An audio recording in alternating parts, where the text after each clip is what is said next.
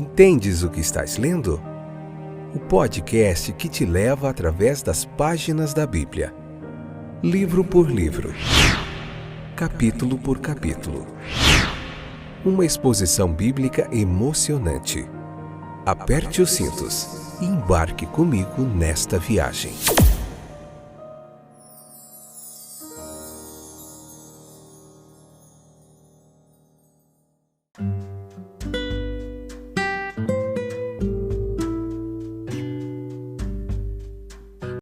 Olá, meus queridos companheiros de viagem através das páginas da Bíblia. Eu sou o Fábio e estou aqui com você nessa jornada fantástica através da Palavra de Deus, numa pregação expositiva. O ensino textual da Palavra de Deus tem sido uma jornada fantástica, de muito aprendizado, muito crescimento. Que bom que você voltou. Deus continue abençoando grandemente sua vida. Hoje, Romanos capítulo 14, parte 3, episódio de número 989, 12ª temporada. Até aqui o Senhor tem nos ajudado, por isso estamos alegres.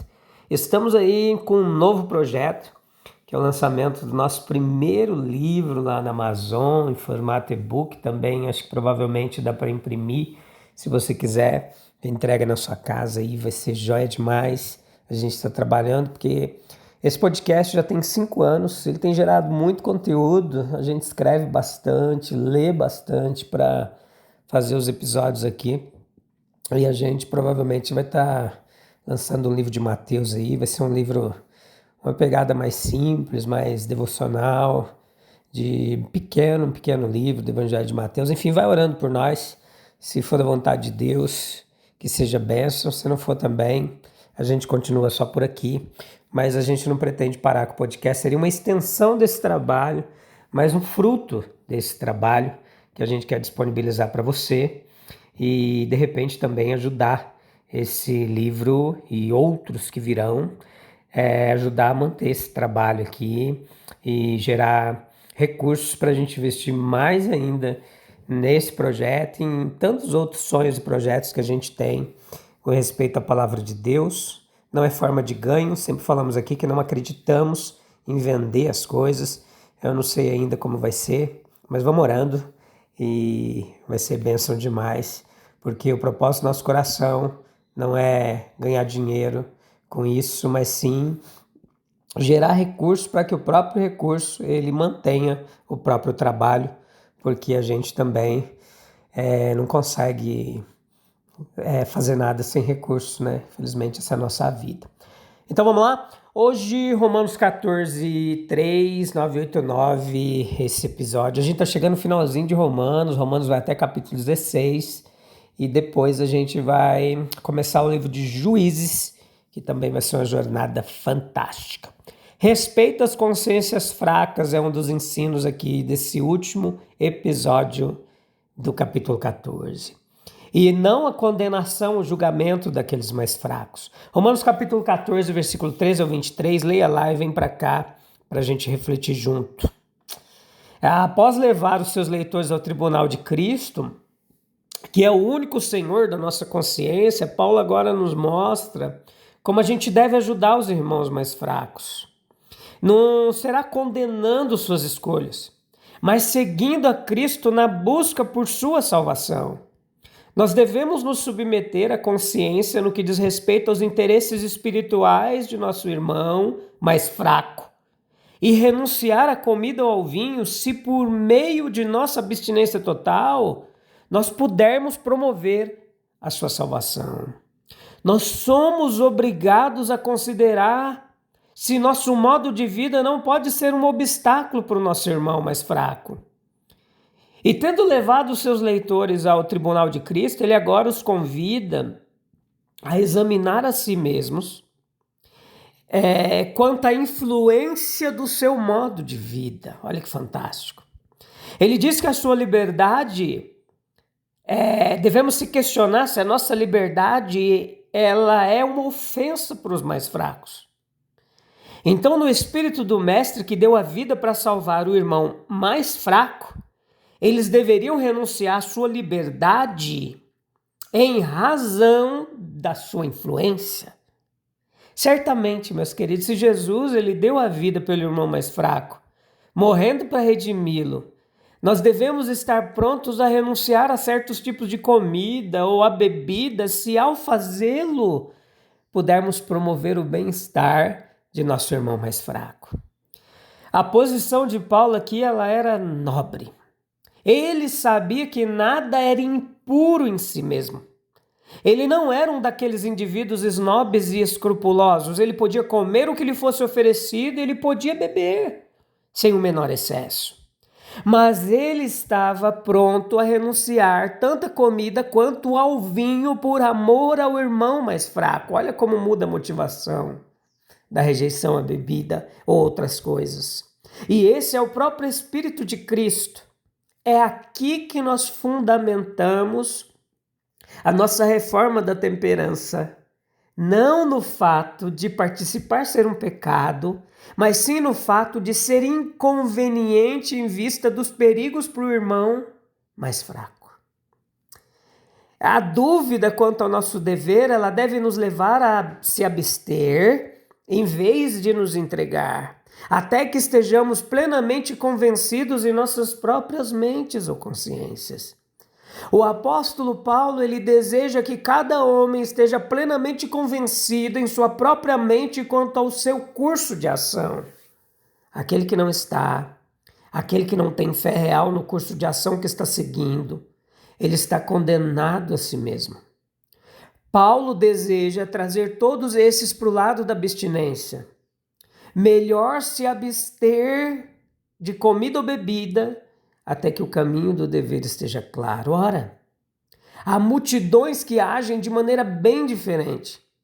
Continuam se entregando aos prazeres porque não tomaram uma decisão. Isso é indiferença moral e merece reprovação. É a morte de Cristo que é a grande alavanca moral para as almas conscientes. O apóstolo ele vai basear todo o seu apelo em favor do irmão em perigo na morte de Cristo por ele. Se Cristo morreu por ele, certamente devemos nos abster por ele. A morte de Jesus é, portanto, vista como a grande alavanca, a grande motivação para o mundo. Em meio a coisas indiferentes, pois o reino de Deus não é comida nem bebida, mas justiça, paz e alegria no Espírito Santo. E aí nós vemos que o alto sacrifício de nosso mestre, ele vai entrar, compelir as almas conscientes a fazerem alguns sacrifícios em favor dos irmãos. A edificação deles torna-se o nosso objetivo, visto que as coisas são indiferentes. Nós não devemos afirmar egoisticamente a nossa liberdade, mas sim renunciá-la com abnegação e nos comprometer com a abstinência, seja qual for a armadilha que possa afetar um irmão. Se pudéssemos praticar tal deferência, consciência na igreja cristã, a sociedade seria regenerada muito em breve. E aqui ele também nos fala no versículo 17 dos fundamentos do reino de Deus. Divergências de opinião a respeito das festas a serem observadas, dos alimentos a serem evitados, certamente surgiriam em comunidades compostas por judeus de todas as seitas e gentios de todas as raças. Mas podemos ser gratos por essas diferenças terem se manifestado tão cedo na igreja primitiva, pois elas proporcionam ocasião para uma libertação do apóstolo sobre esse tema. Alegra-nos ter uma expressão tão valiosa e profunda como a do texto. A firmeza e a mansidão do apóstolo, elas se manifestam igualmente. Ele não quer que ninguém sofra escravidão, mas também ele não permite que a liberdade em Cristo seja prejudicial aos seus irmãos, tornando-se assim motivo de reprovação no mundo exterior. E ele esclarece a posição distinguindo entre o que é fundamental na religião e o que é temporário, local e temporal. Existem aspectos não essenciais da vida cristã, O reino de Deus é uma expressão abrangente que denota a nova soberania estabelecida por Cristo nos corações dos indivíduos, onde ele reina em poder e graça. O que vai englobar igualmente toda a comunidade daqueles que ao redor do mundo, por meio da recepção pessoal da verdade, ingressaram em uma sociedade com deveres e privilégios que emanam da realeza do Redentor. O código de vida não impõe regras rígidas e específicas de abstinência ou conformidade. Comer e beber não são partes necessárias da vida cristã. É o espírito com que certas ações são realizadas, a motivação, ou que certas privações às quais se submetem, e não as coisas em si, que tornam os homens cristãos. As observâncias externas, elas não constituem a religião. Elas são uma manifestação visível dela, mas não o princípio vital. Não devemos superestimar os ritos, as cerimônias, as formas de culto, senão a gente vai glorificar a casca em detrimento do conteúdo. E a bela casca, ela poderá esconder uma árvore podre. Ordenanças relativas ao toque, ao paladar, ao manuseio, eles vão dizer respeito a coisas que perecem com o uso. Por isso, discussões sobre diversões, prazeres, ocupações, sobre quais podem ser desfrutados licitamente e quais não, raramente vai contribuir para a obediência de alguém a Cristo. São a franja e não a vestimenta da religião. E falar sobre elas tende a degenerar em trivialidades e sofismas. Cada um decida por si mesmo, em oração, meditação, qual será o seu caminho e procure obter os melhores e mais duradouros bens. Aquele que está sempre deliberando sobre os trâmites necessários, jamais alcançará o âmago do palácio da verdade. Onde que consiste o reino de Deus? Tendo rejeitado o aspecto negativo do cristianismo, o apóstolo passa a apresentar as principais qualidades da vida cristã. Ele fala sobre justiça, agir com justiça, honra, guardar os mandamentos de Deus com a consciência pura, estar atento às exigências de Deus e do próximo. A tranquilidade da criança que repousa no seio do pai, imperturbável pelas tempestades externas, sem se preocupar excessivamente com as preocupações diárias, nem se abater por perdas ou aflições, e alegria, que é a paz transbordando em exultação, triunfante, como a neve iluminada pela luz do sol. Essas são qualidades espirituais. São espirituais em sua origem e natureza, são frutos do Espírito que habita em nós. São desfrutadas, aperfeiçoadas no Espírito Santo. A justiça não é o trabalho árduo do legalista, nem a paz é a apatia do estoico ou a satisfação sonolenta do epicurista. A alegria não é a excitação momentânea do sensualista. São sentimentos interiores puros, fontes que fluem espontaneamente para o comportamento exterior. São muito práticas, não lidando com pontos de conduta complexos, mas com qualificações facilmente compreendidas e inequívocas quanto ao método de alcançá-las. Não se trata de professar um determinado credo, mas de cultivar uma certa disposição e caráter. Elas contribuem para a harmonia e utilidade da igreja. A dissensão é impossível onde essas graças prevalecem. Discussões improdutivas, elas são abandonadas em prol do conforto e serviço mútuos. Envolvida nos assuntos mais elevados do reino, os detalhes insignificantes perdem a devida importância. E as questões menores, elas se resolvem por si mesmas. Ah, se a igreja tivesse atendido a esse preceito do apóstolo e sempre se distinguido por suas virtudes, por essas virtudes amáveis, e em vez de uma denominação brigar e perseguir a outra, tornando a história da igreja um fardo para ler e confirmando confirmando em vez de acalmar as dúvidas dos céticos e aqueles que olham de fora. Volumes de teologia não são tão poderosos para convencer da verdade do cristianismo quanto uma vida piedosa e santa. Os homens, eles distinguem rapidamente entre o que é ritualismo, o que é religião. E eles percebem que o ascetismo, aquele que mortifica o corpo, mas alimenta o orgulho da alma, eles percebem isso tudo. Paulo nos dá uma ordenança de autonegação, Romanos 14, 21. Uma sociedade que se forma para ajuda mútua. A prosperidade do todo é um fator primordial em todo o nosso trabalho e vida. Maravilhoso o efeito do evangelho em nivelar as distinções de classe, em banir as inimizades nacionais, em fazer com que judeus e gentios percebam sua adoção na mesma família de Deus, sua unidade de sangue, sua comunidade de interesses. O mais forte pode ajudar o mais fraco. O mais alto pode se inclinar à posição do mais baixo com mais facilidade do que o contrário. É a glória do maior incluir o menor.